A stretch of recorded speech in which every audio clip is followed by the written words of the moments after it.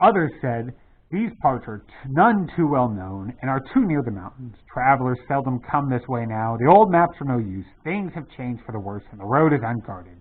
They have seldom even heard of the king round here, and the less inquisitive you are as you go along, the less trouble you are likely to find." Some said, "After all, there are 14 of us." Others said, "Where's Gandalf got to?" This remark was repeated by everybody. Then the rain began to pour down worse than ever, and Oin and Gloin began to fight. That settled it. "After all, we have got a burglar with us," they said, and so they made off, leading their ponies, with all due and proper caution, in the direction of the light. They came to the hill and were soon in the woods. Up the hill they went, but there was no proper path to be seen, such as might lead to a house or a farm, and do what they could, they made a deal of rustling and crackling and creaking, and a good deal of grumbling and dratting, as they went through trees in the pitch dark. Suddenly, the red light shone out very bright through the tree trunks not far ahead. "Now it's the burglar's turn," they said, meaning Bilbo. "You must go on and find out all about that light, and what it is for, and if all is perfectly safe and canny," said Thorin.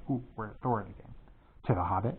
"Now scuttle off and come back quick, if all is well. If not, come back if you can.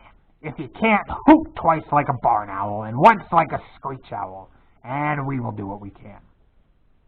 Off Bilbo had to go before he could explain that he could not hoot even once like any kind of owl, any more than fly like a bat.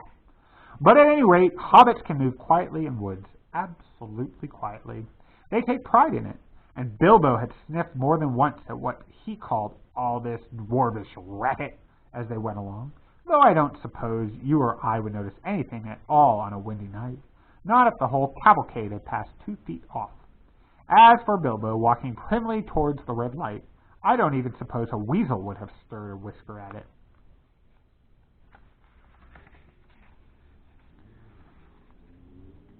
So naturally, he got right up to the fire, for fire it was, without disturbing anyone, and this is what he saw.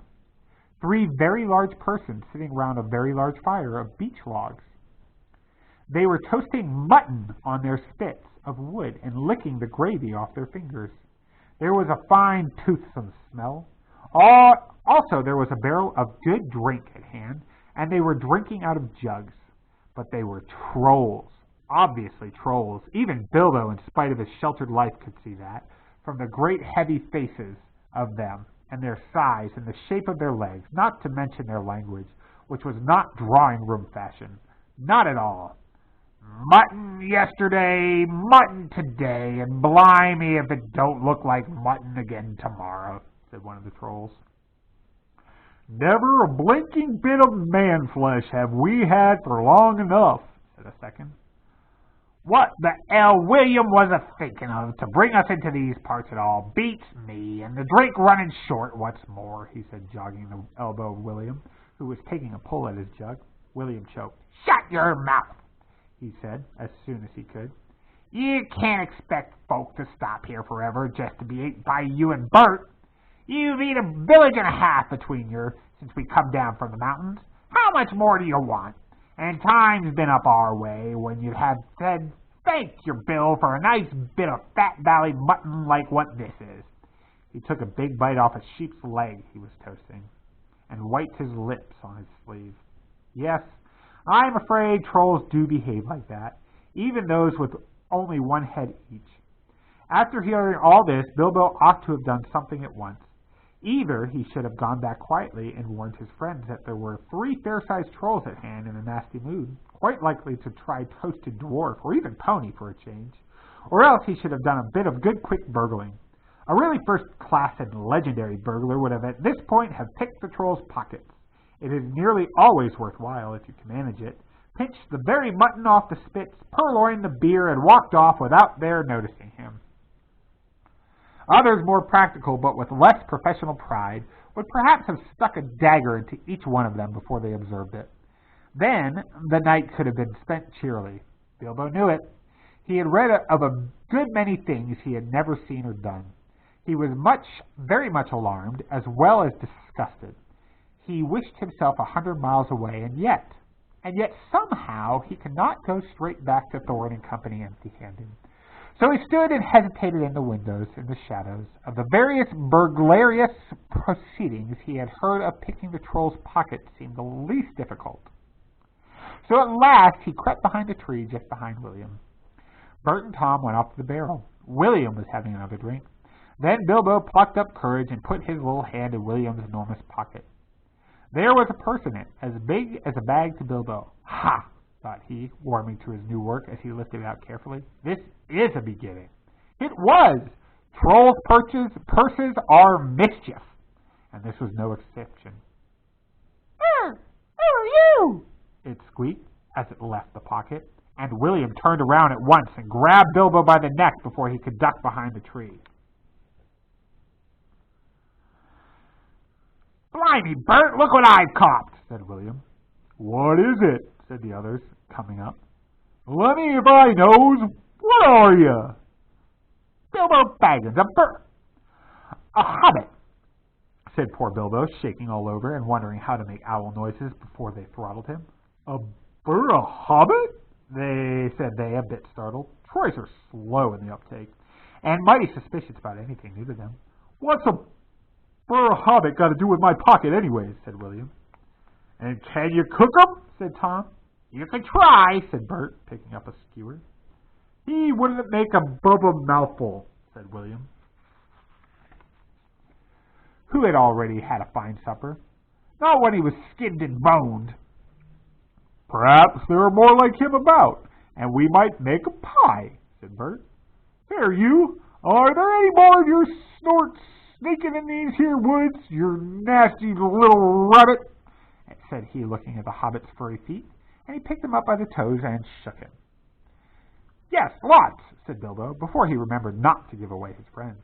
No, none at all, not one, he said, immediately afterwards. What do you mean, said Bert, holding him right away up by the hair this time. What I say, said Bilbo, gasping, and please don't cook me, kind sirs.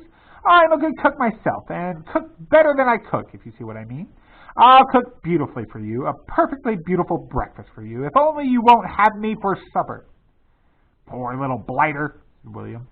He had already had as much supper as he could hold, and had lots of beer. Poor little blighter, let him go.